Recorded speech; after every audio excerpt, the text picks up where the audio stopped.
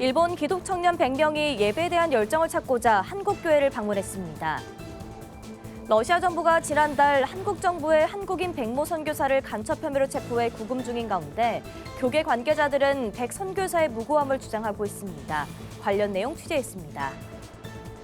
대한예수교장로회 백석총회가 2024년 강도사고시 합격자들을 대상으로 연수교육을 진행했습니다. 성경 속 노아의 방주를 담은 국내 최대 목공 전시가 오는 5월 24일까지 대전 엑스포 시민광장에서 펼쳐집니다. 미국에서 트랜스젠더의 여성 경기 출전 자격을 둘러싼 논란이 법적 다툼으로 번졌습니다.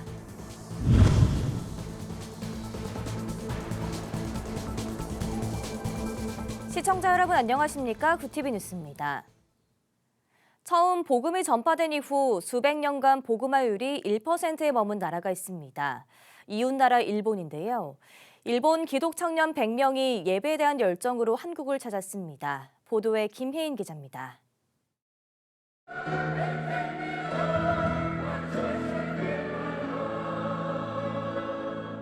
한일 콰이어 120명이 한 목소리로 주 하나님 지으신 모든 세계를 찬양합니다. 일본에서 온 성도들은 탬버린 워십 CCM과 더불어 서툰 한국어 가사로 준비한 찬양으로 한국 청년들에게 그리스도 안에서 하나 되는 마음을 전합니다. 교토, 오사카, 후쿠오카 등 일본 전국 24개 교회의 100여 명의 성도들로 구성됐습니다.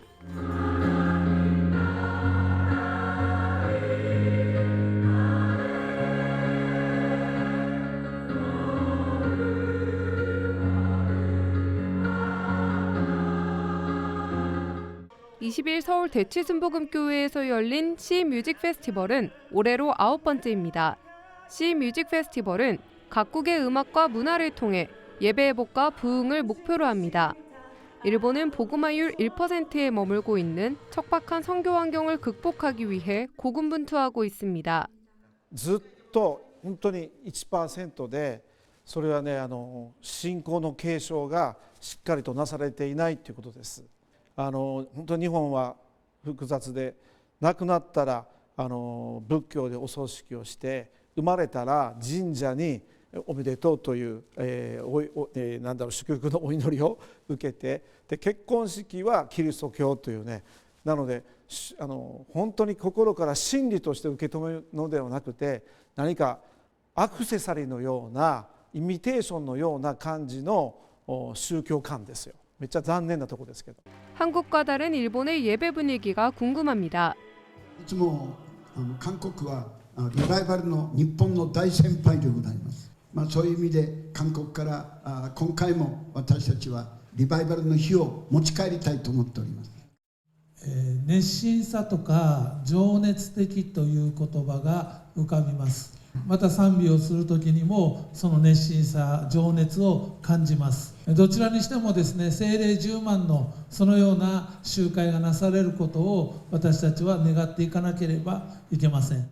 일본에서 22년째 사역 중인 한국인 선교사는 한일 연합 찬양 성회를 통해 일본 기독 청년들이 예배에 열심을 찾길 바란다고 기대감을 밝혔습니다.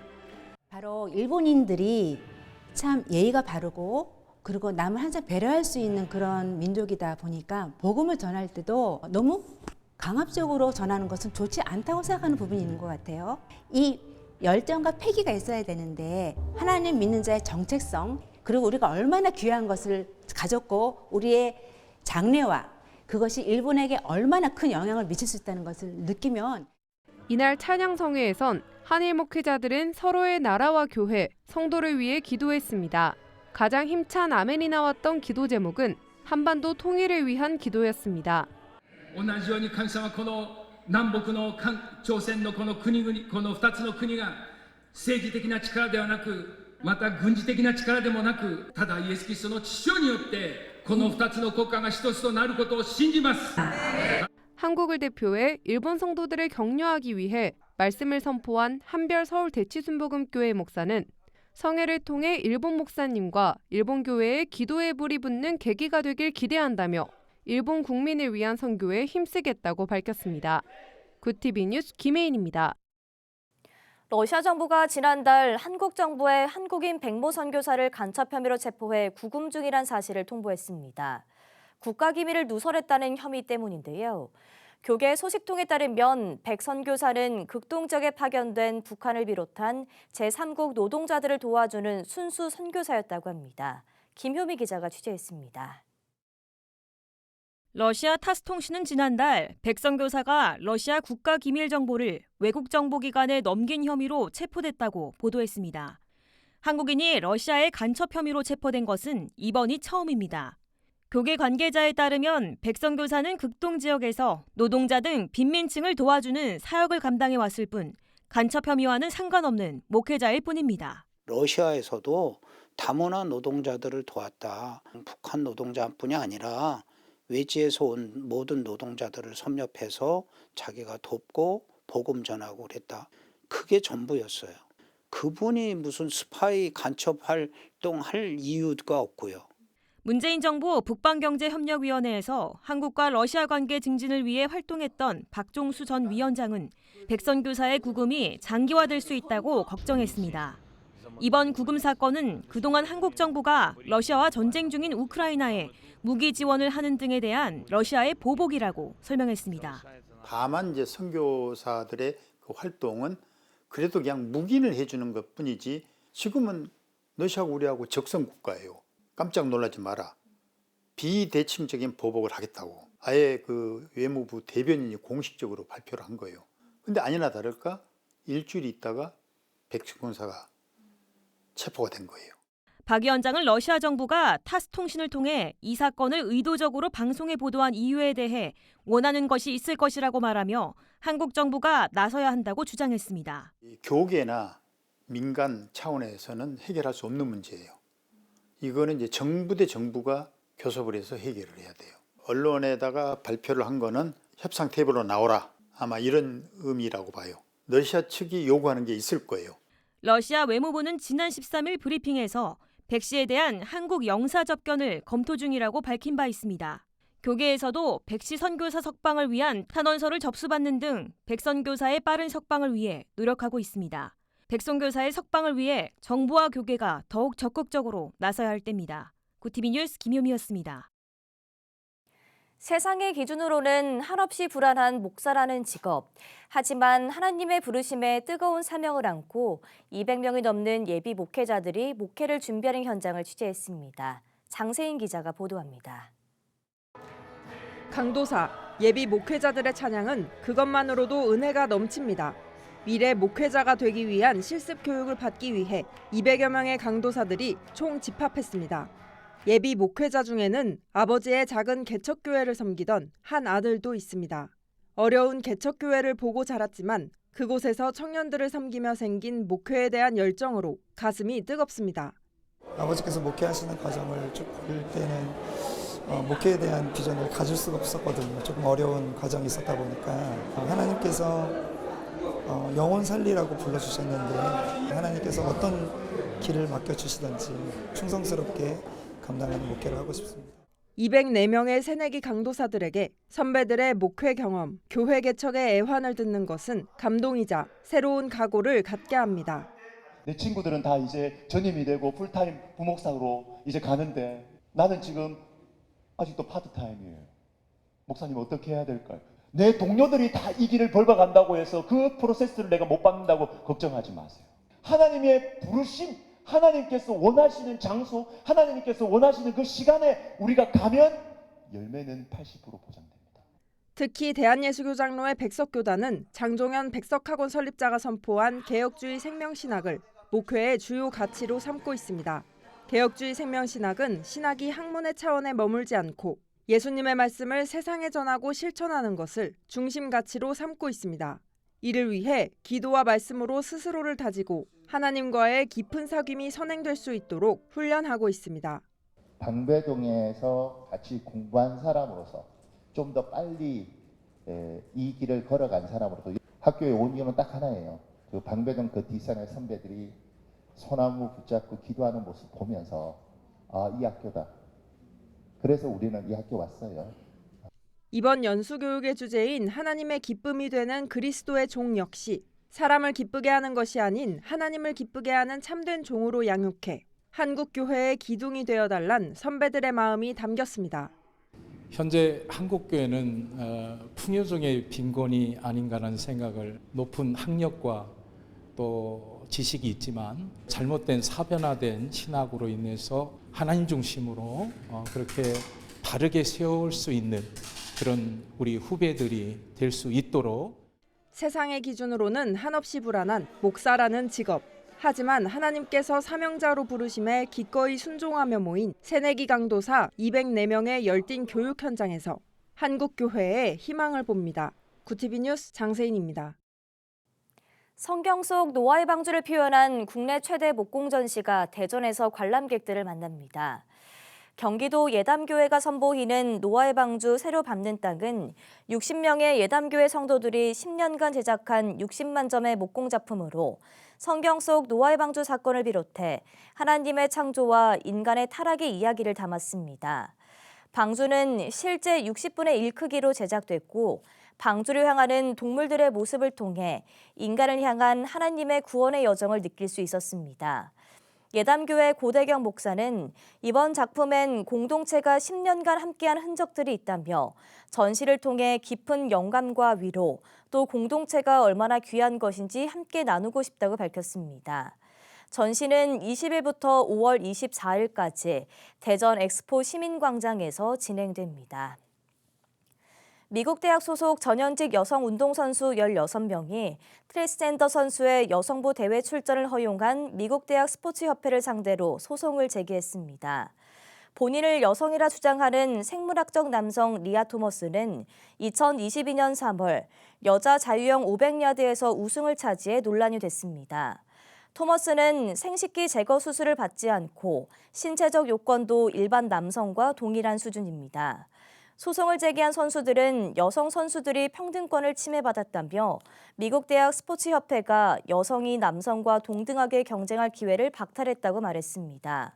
전윤성 자유와 평등을 위한 법정책연구소 변호사는 트랜스젠더가 여성 스포츠에 발을 들이기 시작하면 공정성이 훼손될 수밖에 없다며 여성에 대한 역차별로 미국을 비롯한 서구권에서는 트랜스젠더의 여자 스포츠 경기 출전을 반대하는 규정과 여론에 힘이 실리는 추세라고 진단했습니다.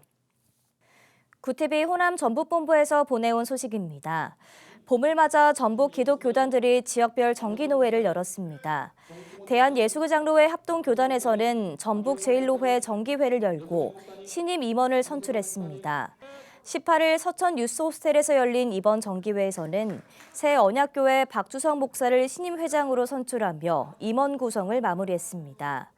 박 목사는 낮은 자를 세우셔서 귀한 일을 하게 하심에 감사드린다며 화합의 정신으로 질서와 상식 안에서 협력해 나가겠다고 다짐을 전했습니다. 같은 날 군산 한일교회에서 열린 한국기독교장로회 군산노회에서는 성남교회 임찬호 목사가 신임 회장으로 추대됐습니다. 임 목사는 노회원들의 마음을 모아 기독교 부흥 발전을 위해 앞장서겠다고 말했습니다. 이 밖에도 19일 예장통합교단에서는 전선우회와 남원노회가 정읍 세정교회, 남원 서남교회에서 정기노회를 열고 교단 안건을 처리했습니다. 월드비전이 총선을 앞두고 기후변에 대한 아동들의 의견을 담은 정책 제안문을 각 정당 예비후보 54명에게 전달했습니다. 아동권리 대표단은 앞서 수도권 및 5대 광역시에 거주하는 청소년 1000여 명을 대상으로 기후변화가 아동권리에 미치는 영향에 관한 인식조사를 실시했습니다. 이를 통해 완성한 정책 제안문에는 아동 생존권 보장을 위한 국가 차원의 조속한 조치, 아동 참여형 기후변화 대응 교육 실시 등 제22대 국회에 요청하고 싶은 아동들의 의견이 담겼습니다. 아동권리대표단 소속 이라이 학생은 정책 제안문에 담긴 내용처럼 새로 출범하는 국회가 기후변화로부터 침해받는 아동의 권리를 적극적으로 보호하고 우리들의 목소리에 더 귀 기울여주길 기대한다고 전했습니다.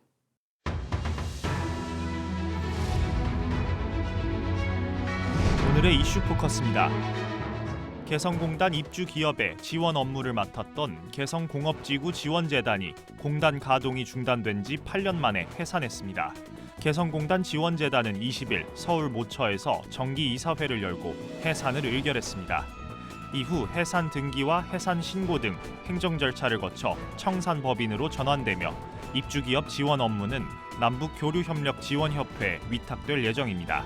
개성공단 지원재단은 공단 입주기업의 인허가와 노무, 시설 관리 등을 지원하는 기구로 지난 2007년 출범해 16년여 만에 역사 속으로 사라지게 됐습니다. 정부가 내년도 의대 증원 2,000명에 대한 대학별 배정 결과를 발표하면서 의료계의 반발이 거세지고 있습니다. 전공의들과 의대생, 교수단체들은 지난 20일 이번 사태가 촉발된 이후 처음으로 3자 회의를 진행하며 공동 대응을 예고했습니다. 전국의과대학 교수협의회 비대위는 이날 전공의와 의대생들의 의견을 배제하고 전의교협에선 아무것도 할 수 없다고 강조했습니다. 대한의사협회 비대위는 같은 날 정부의 증원 강행은 총선을 의식한 얄팍한 속셈이라며 정권 퇴진운동을 벌이겠다고 주장했습니다. 전국 40개 대학이 소속된 의대협은 공동 성명을 통해 정부의 일방적인 발표를 절대 인정하지 않으며 휴학계를 수리해 줄 것을 강력히 요구하고 반려시 행정소송에 대한 법률 검토를 마쳤다고 밝혔습니다. 삶의 전반적인 만족도를 조사한 세계 행복 보고서에서 우리나라는 조사 대상인 143개 나라 중 52위를 기록했습니다. 유엔의 지속 가능 발전 해법 네트워크는 20일 유엔이 정한 국제 행복의 날을 맞아 이 같은 내용을 발표했습니다. 가장 행복한 나라로 꼽힌 건 7년 연속 1위를 기록한 핀란드입니다. 한국은 2021년엔 62위, 2022년엔 57위로 점차 향상되고 있지만 극심한 경쟁과 높은 자살률, 육아 부담에 따른 저출산과 불안한 노년 등이 여전히 문제로 지적됐습니다. 테라 루나 사태의 핵심 인물인 권도형 씨가 한국에서 수사와 재판을 받게 됐습니다. 몬테네그로 항소법원은 현지 시간 20일 권 씨 변호인 측의 항소를 기각하고 한국 송환을 결정한 현지 고등법원의 판단을 확정했다고 밝혔습니다. 위조 여권 사용 혐의로 복역 중인 권 씨의 형기가 오는 23일 만료되는 만큼 권 씨는 이번 주말 안에 한국으로 들어올 전망입니다. 몬테네그로 법원은 앞서 지난달 권 씨를 미국으로 인도하라고 결정했지만 권 씨는 끈질긴 법정 다툼 끝에 결정을 번복하는 데 성공했습니다. 구티비 뉴스 권현석입니다.